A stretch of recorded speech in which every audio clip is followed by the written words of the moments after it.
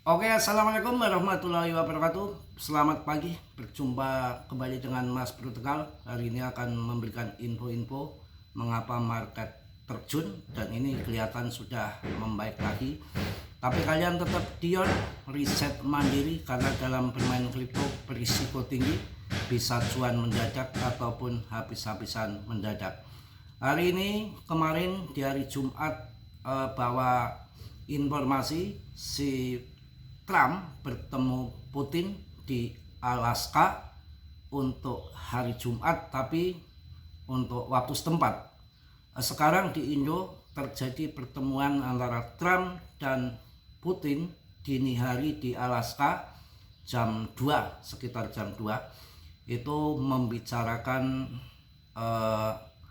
kesepakatan kerjasama di kedua belah pihak negara secara ekonomi. Saya rasa positif membaik, dan membicarakan infonya mengenai barter wilayah dan terjadi mungkin kesepakatan penghentian perang antara Ukraina dan Rusia. Mudah-mudahan menjadi kabar yang baik.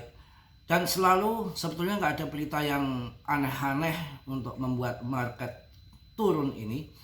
Tidak ada perang, tidak ada yang aneh-aneh, tapi market turun karena semua adalah rekayasa manipulasi mereka. Karena tahun 2021 di bulan April itu menjadi bull run yang pertama ambil take profit, yang kedua akhir tahun, dan sama di tahun 2025 ini sangat kejam sekali setelah ATH baru BTC ataupun Ethereum di bulan Agustus mereka take profit.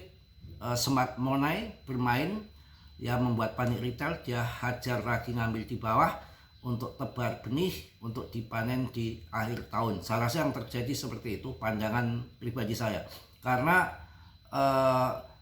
menurut saya ini terlalu kejam dan terlalu arogan sekarang, kasar sekali market. Jadi mereka tetap mengambil take profit 2 kali sebelum terbang lagi nanti di akhir tahun.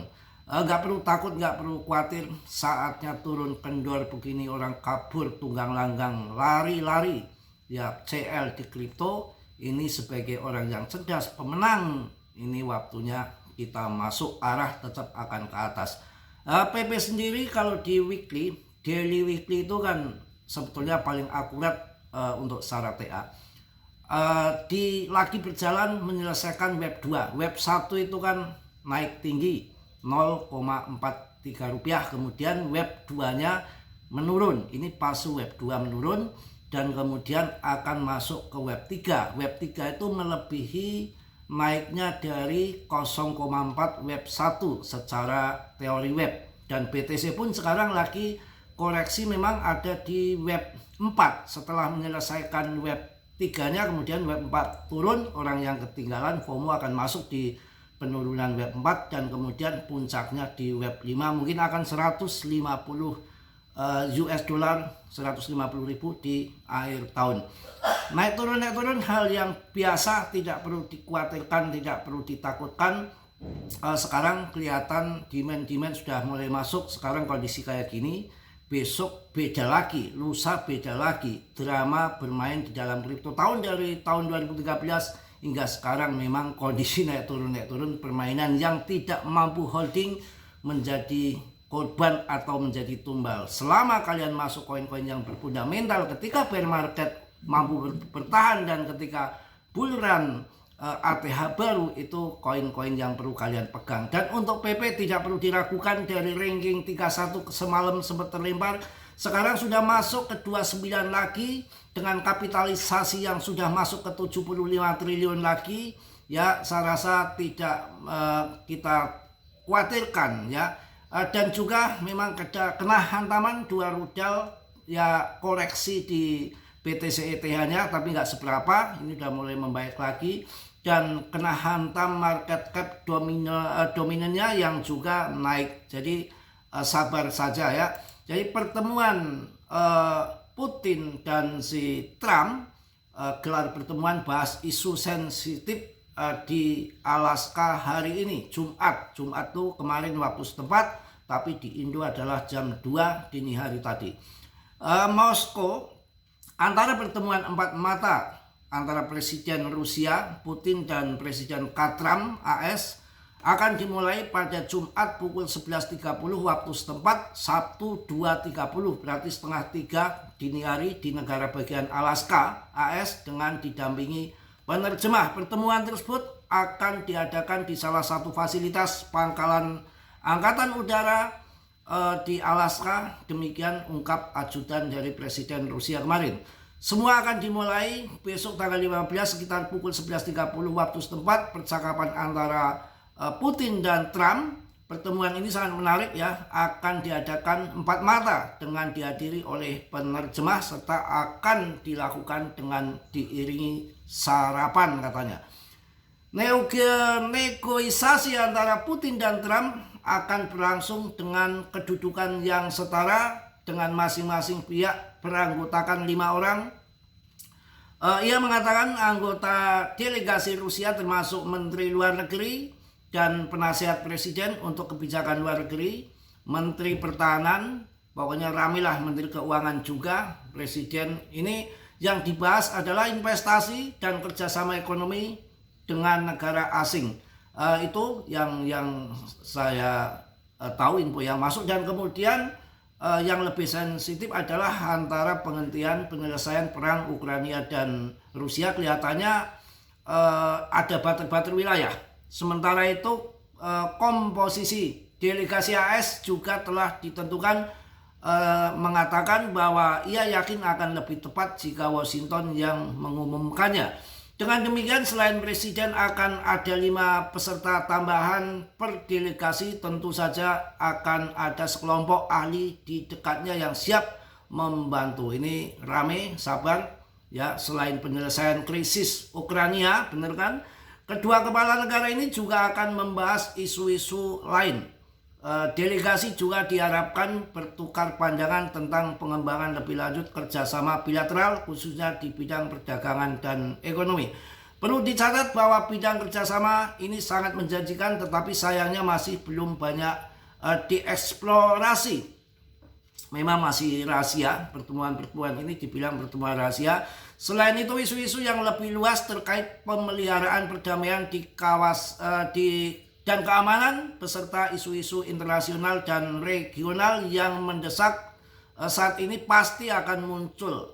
Ya, jadi juga menganggapnya simbolis bahwa tempat pertemuan tersebut terletak di sebelah tugu peringatan di mana 9 penerbang Soviet, 2 tentara dan 2 warga sipil dimakamkan. Semuanya meninggal antara tahun 1942 dan 1945 ketika pesawat ditransfer dari AS ke Uni Soviet di bawah program pinjam sewa. Itu mengenai apa yang lagi dalam pertemuan itu, mudah-mudahan menghasilkan market kripto jadi berubah membaik. Ya memang kalau ada info-info yang model-model perang pun di kambing hitamkan untuk menurunkan market, semua sebetulnya udah dikontrol mereka, mau naik turun. Saya yakin arahnya nanti akan membaik lagi ke atas ya. Kita lihat juga di sini mengenai CMC. Sebetulnya untuk penurunan ini kan fase pertama fase BTC, kedua fase ETH, nanti full market kecil, market besar, punya project nggak punya project, all season penuh. Ya sabar karena waktunya sudah mepet, saya rasa udah akhir tahun, nggak ada yang perlu ditakutkan. Dan ini BTC juga turun nggak seberapa, 0,38%, ETH 0,40%, satu minggunya masih naik 10%. Makanya beli koin-koin yang papan atas dulu. Cardano sambil menunggu acuan PP, Cardano meledak sampai 20% dalam satu minggu, dan sekarang sudah mulai naik 5% lagi. Cardano luar biasa, bersama Chainlink juga ya, banyak yang naik lah pelan-pelan ya. Saya rasa akan membaik lagi ya, harus sabar, harus yakin. Kondisi market naik turun tuh hal yang udah biasa pekerjaannya. Yang jadi tumbal orang-orang yang ketakutan ya. Kemarin sempat ada yang bahwa PP ini udah tergeser sama koin SPE, koin pengu, HIP-nya sudah bubar. Kalau saya nggak percaya, saya melihat di CMC itu adalah fundament yang tidak bisa diragukan, data fakta yang nggak bisa dimanipulasi. Ya, dengan holdernya yang meningkat terus, kapitalisasi terbesar, ranking terbagus, malah yang dibilang lebih baik daripada PP, si pengu turunnya malah 14% terbanyak. Juga SPX juga sampai 12%. Jadi saya yakin masih ada di PP. Mungkin itu aja untuk pagi hari ini. Tetap semangat, tetap yakin dalam cryptocurrency. Naik turun hal yang biasa, arahnya akan ke atas. 0,8 di bulan Maret, bulan-bulan kemarin, sekarang 0,177, sudah masih cuan luber yang jangka panjang. Oke, mungkin itu aja. Tetap semangat, tetap yakin, ini kesempatan tambah muatan, dan candlenya sudah mulai ada cendo ekor ke bawah, rupanya sudah mulai pada akumulasi pelan-pelan, tapi tetap dicicil. Dior risiko masing-masing dalam dunia kripto berisiko tinggi, bisa cuan dadakan ataupun hancur mendadak. Mas Bro nggak tanggung jawab atas kerugian kalian, semua tanggung jawab masing-masing karena sudah gede. Udah saya warning, Dior riset sendiri, saya hanya memberikan info sebatas yang saya tahu, selebihnya tanggung jawab masing-masing. Oke, mungkin itu aja. Yang positif kalian ambil, yang buruk kalian tenang. Kiranya sudilah yang belum subscribe untuk meng-subscribe, yang sudah Mas Bro ucapkan banyak-banyak terima kasih. Salam dari Tegal Mas Bro. Wassalamualaikum warahmatullahi wabarakatuh. PP. Jos.